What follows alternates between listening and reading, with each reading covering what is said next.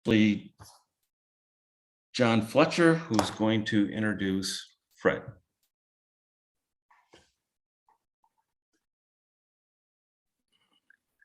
Good morning. It's my pleasure to introduce Fred Sitkins, who is the Executive Director of Inland Seas, which is a nonprofit organization based in Suttons Bay. Fred has been involved with Inland Seas since the 90s, and I was just going over some of the background and learned that Fred had been an educator, I believe, in Boyne Mountain, teacher and principal. Fred has been a long-term educational leader, making Inland Seas a premier setting for Great Lakes education.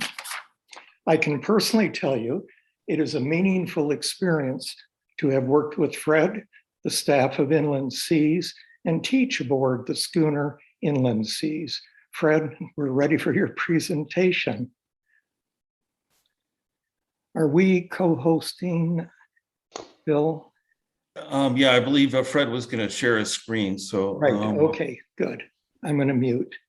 Yep. Oh, thank you. I've got to tell you, can everybody hear me okay? Yes. Great. Yes, we can. All right. What a neat introduction to this meeting. I'm so thankful that happened, that happened first. So yeah, you guys are fantastic. What a great organization, and what an honor for me to be invited to speak with you. I really appreciate it. It's sometimes challenging for me to present to folks in the Leelanau County and Grand Traverse region, because it's hard to tell how many people have a really intimate knowledge of us, and I know many folks on the screen do, and some that don't. So it's a little challenging for me to figure out exactly what to post, but I'll try to leave some time for questions if that's needed. So yeah, Fred Sitkins, I'm the Executive Director of Inland Seas Education Association. As John said, I started with Inland Seas right near their infancy, and then I went into the education arena where I taught and was a principal. It was Boyne City, and yeah, I spent 13 years as an administrator before coming back to Suttons Bay and Inland Seas, and I've been here 9 years now, and it's just been a tremendous honor. So Inland Seas Education Association, we've been working around Leelanau County now for over 30 years. And it's about, should mark this summer with reaching 150,000 students in these programs that we conduct. So our mission is, or our goals is basically protecting the Great Lakes through education, which I think is sounds like a direct alignment with Leelanau Indivisible. Our mission is inspiring Great Lakes curiosity, stewardship, and passion. And we do that through a wide range of programming. But really what I want to try to emphasize is this goal of stewardship, and how we go about this work is really in alignment with Jacques Cousteau's theory, in that people protect what they love. And so our programming has a couple of core components, the first of which is that we know that if we're going to develop a future stewardship of this lake, it begins with developing the care and concern and passion that's needed to take stewardship type actions. And so our programs are all designed to provide those unforgettable, positive associations. That's why we use this tall ship schooners as our platform. That's why our schooner has those telltale red sails. It's all about providing a unique, memorable experience. The second core component of all of our programs is that they strive to inspire the next generation to consider STEM-related career fields. So all of our programs place students in the position of a Great Lakes scientist or a Great Lakes engineer. They apply unique math skills to real world problems in the hopes that, we know that care and concern is needed as a first step. But the reality is, as you well know, our lakes face issues that are a little larger than simply loving them is going to solve. And so we think we can make a difference by inspiring the next generation to consider those STEM related career fields. And we firmly believe that our future scientists, engineers are sailing aboard our ships today. So I think the theme that you're going to hear from me as we talk about kind of our past and our future is really all around this concept of these unique, unforgettable experiences that just can't be had anywhere else. That's really what all of our programs are designed around, giving students an opportunity to do something that they wouldn't otherwise have the chance to do, and seeing things that they wouldn't otherwise have the chance to do, or seeing things in a way that they haven't had the opportunity to do before. This is a picture, obviously, of our ship sailing under the bridge, which happens every year. Most folks are familiar with our school ship programs. Fred, we can't see your, if you were showing slides, we can't see them. I Oh can't see my them. goodness, I've gone all that way and you guys haven't seen any slides. I wasn't sure. I thought we were going to share slides, but so sorry. Let's try this again. Can you see that? no. Oh my Sam, did you make him a co-host? Yeah. I'll get it here. I'm so sorry. Boy, I feel terrible. These were some I didn't want to slides. interrupt you because I thought maybe you were just going to talk. So, okay, now you're muted, Fred.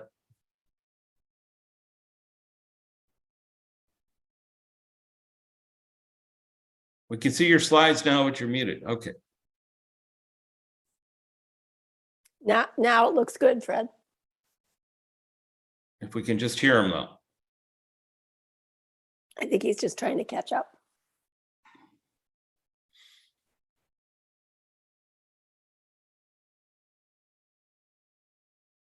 It's so strange. When I share my screen, it mutes me all of a sudden.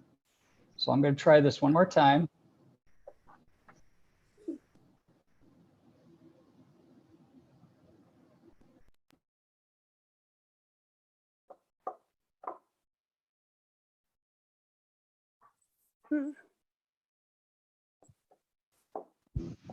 Is there a way for you to unmute me once I start sharing those screens? We can invite you to unmute and maybe send you a prompt. Okay, let me go ahead and share the screen because that's when it goes off. As soon as I square the scene, my microphone goes away. So let me do this. We can see your screen now, so you're good now. Oh, okay. You can see that, and you Right. can hear me. Right, and we can hear you. So if you can just go to your slides, Okay. it should be good. Can you see my slides? I can see your screen, but not your slides yet. Oh my goodness, I'm so sorry. This never happens.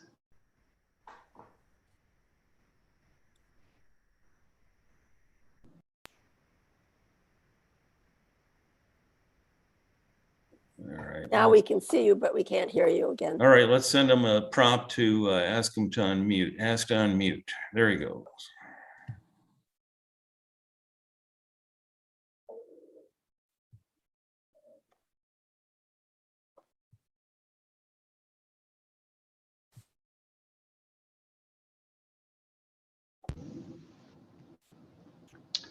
I'm so sorry.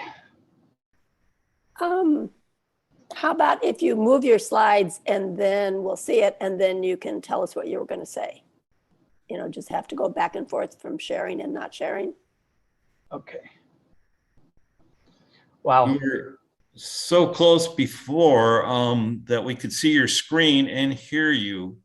Do you have your slides in maybe a full screen mode or something? You can take them out of full screen mode and start again.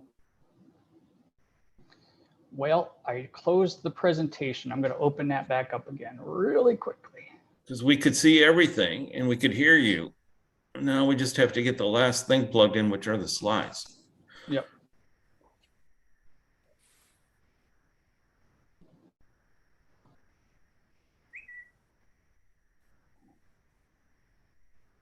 My 15 minutes is going to be up. Don't worry about that, Fred. All right, we see slides. Now do we hear you?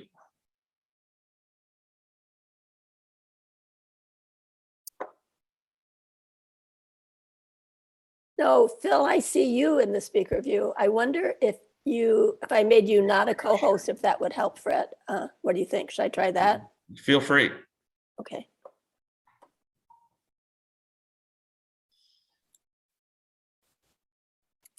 I have lost, you might have to do that. Wait a minute, okay.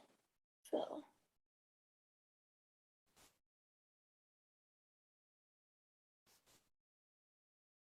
Okay, now, oh, Fred is muted. Let me see if I can unmute him. No, I can't. I can only ask him to unmute. Oh, he's unmuted now. Can we hear you now, Fred?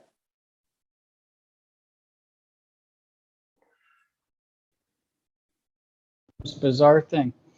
All right, I guess we're gonna have to go through the slides. I'll give that to you just a little bit later. I'm so sorry. I don't know what is going on. We tested it too before We started did. the presentation, and I was able to share and be heard.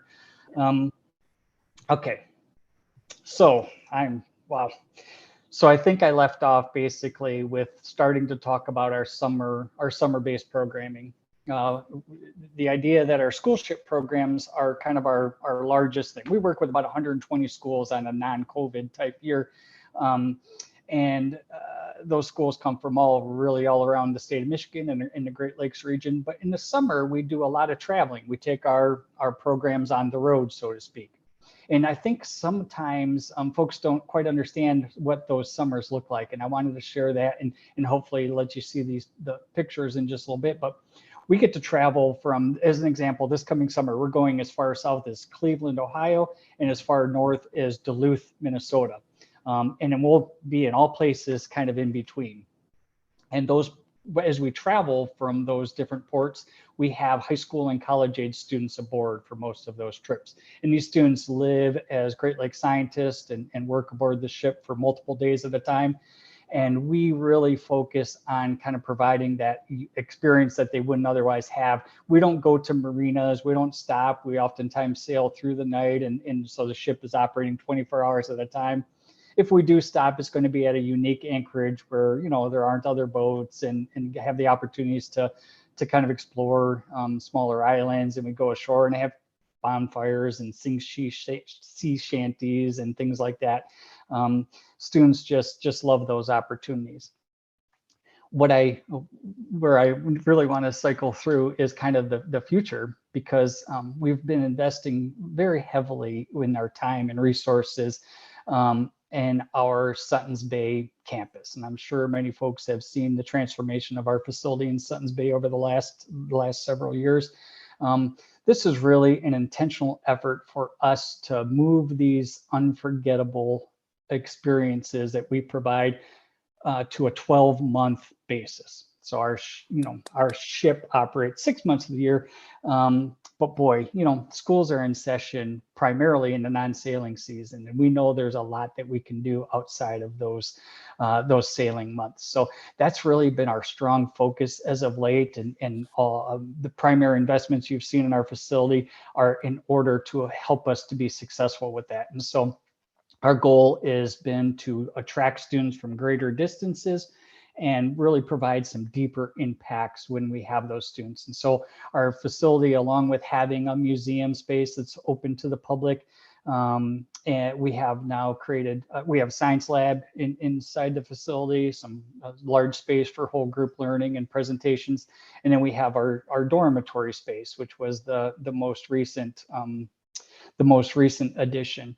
And I say dormitory with such reservation because you all get an image in your head of what a dormitory space looks like, I fear, and that's with bunk beds on a concrete floor and that type of thing.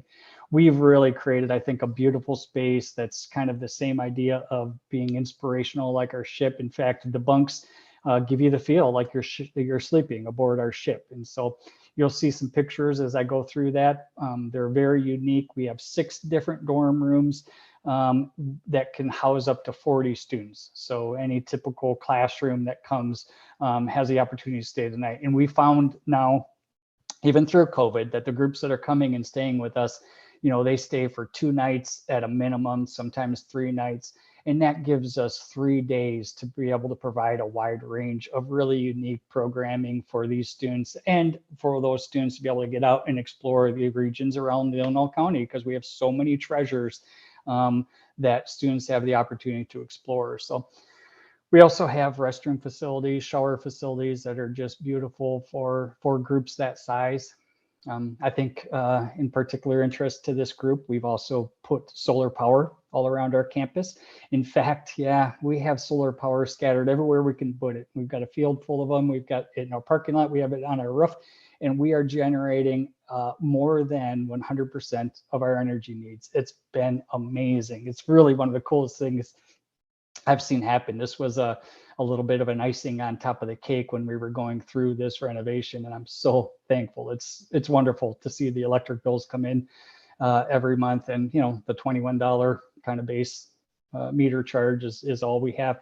We ended, as an example, last winter when we came out, I think it was March, when I was looking, we had $2,000 still in the bank, so to speak, of energy that we sold back. So we went through the winter even with a surplus of electricity, and so it's wonderful.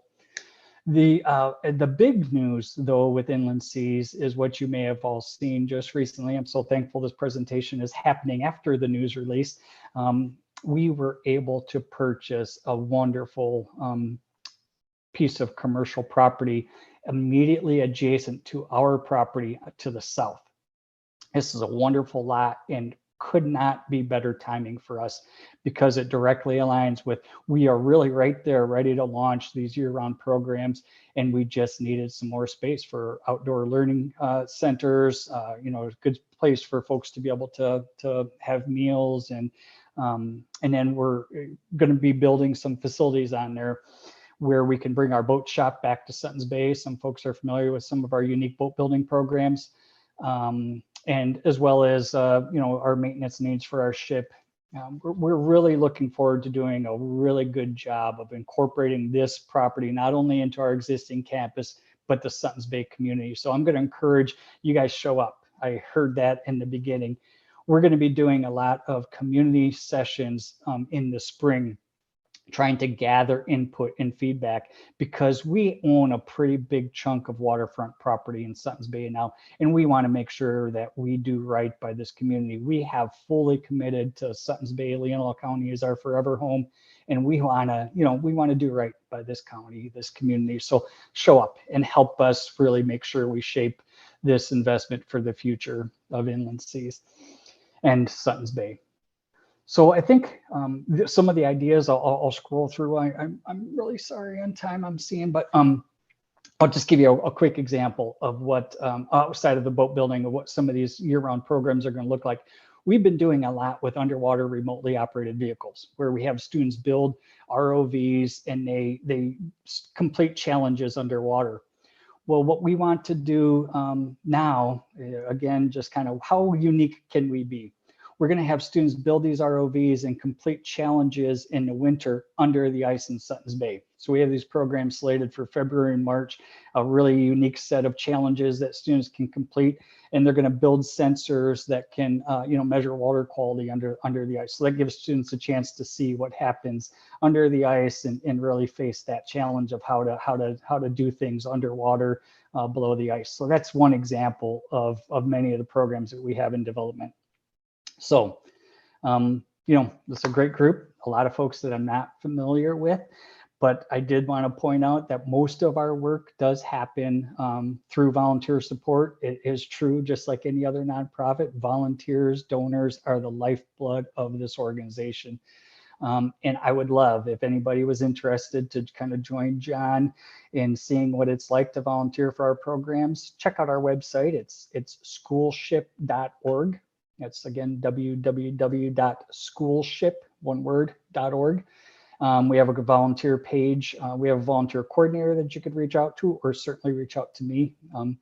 And for those of you that are donors to Inland Seas, I want to thank you so much. You've really made so much happen over these last 32 years, and we have big plans for the next 30 years. And for those that aren't donors, I'd love to talk to you about our mission more and how you might be able to support us in the future. Can I scroll through those pictures really quick? Please do. Okay. Yeah. All right. So it sounds like I'm going to go mute here, but. Fred, I had an idea, and that is your earbuds may be muting you. So if you wanted to try unplugging those and try sharing your slides, it might all work. Okay, you're muted, but just now unmute yourself with the Zoom if you can. Do you have Zoom controls there anywhere? No.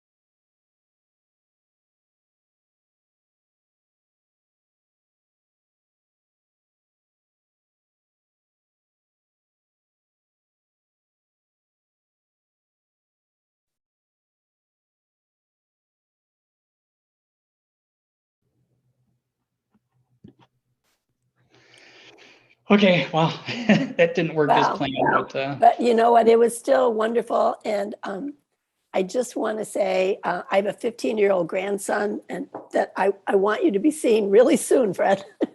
oh, good, good. That was wonderful. Now we do have some time for questions. Does anybody have a question for Fred? So just raise your hand and I will try to see you. Lois Bailey. Well, it's not so much a question as a long view of being part of Sutton Space since Tom Kelly started this program.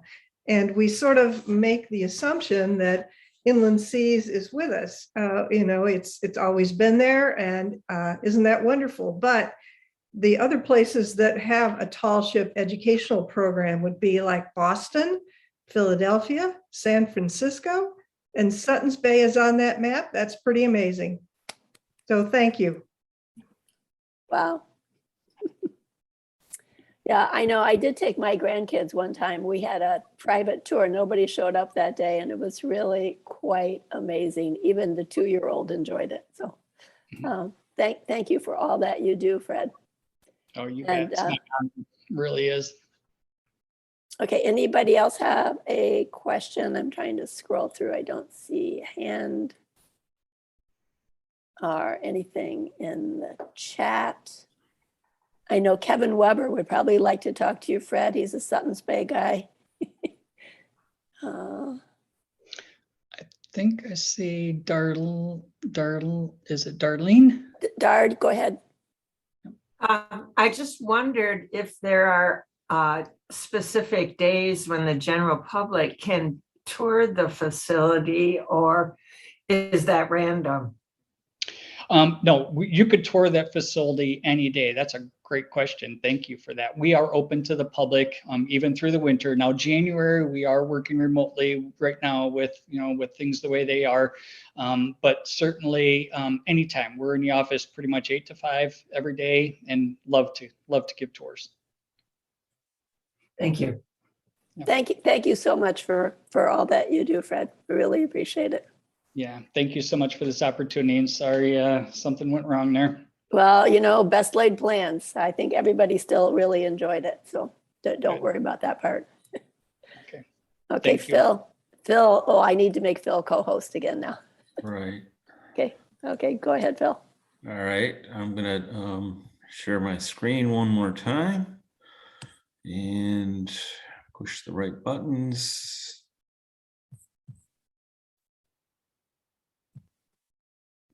And John Hunter, I think you were going to introduce Murda, and Berta. so you'll need to unmute, and then Berta, and then Berta, you'll need to unmute as well.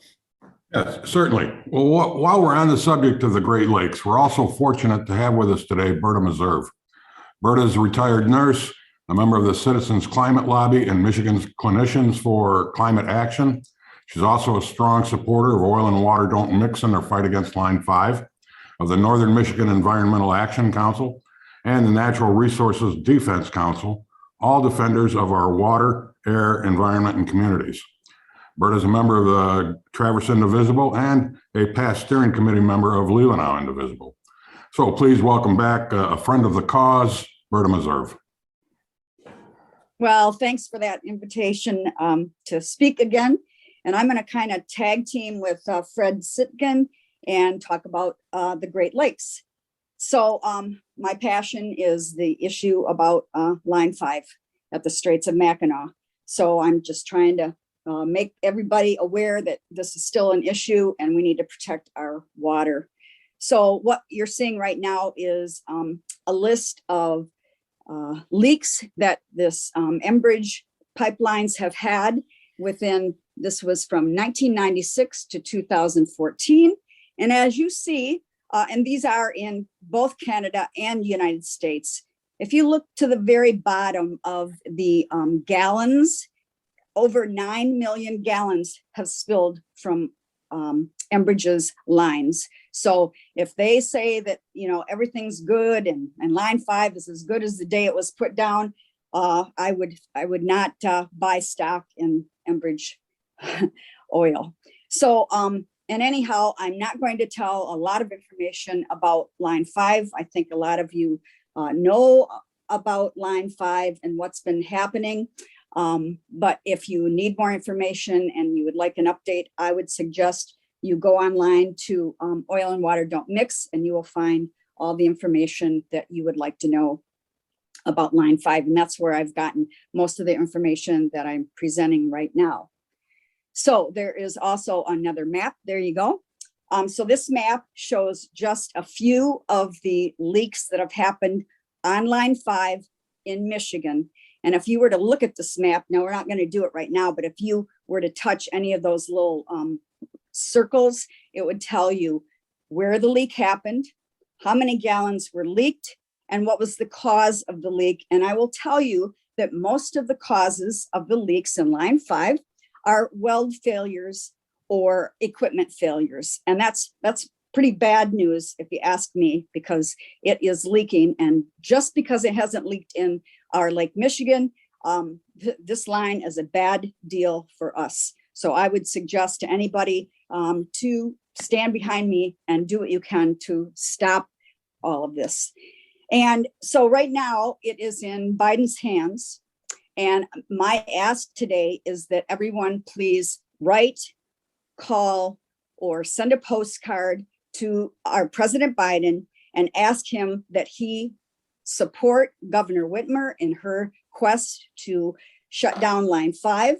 And if you need this information, if you don't have time to write this down right now with the phone number and all of that, if you just Google contact the White House, all this information will be there. Their phone number, their where to write, and their email address. So I am asking if you would just write on your calendar, like once a week or once a month, we got to get this shut down. If you would please write Biden, it's in his hands, him and Trudeau's, and they need to not work out a deal. He just needs to withdraw the presidential permit to Line 5 and get it shut down. So that's my spiel. And I will let this video kind of speak for itself, and it's a very short one. It's not right that the Line 5 Canadian oil pipeline threatens the Great Lakes every day. For years, Enbridge broke the rules and put the Great Lakes at risk, so Governor Whitmer ordered it shut down in the Straits of Mackinac. Enbridge is desperate to keep Canada's oil flowing, so they're using every delay possible to prevent the shutdown. Enbridge destroyed the Kalamazoo River. We can't allow an oil spill in the Great Lakes. Tell President Biden to protect America and the Great Lakes from the Line 5 ticking time bomb.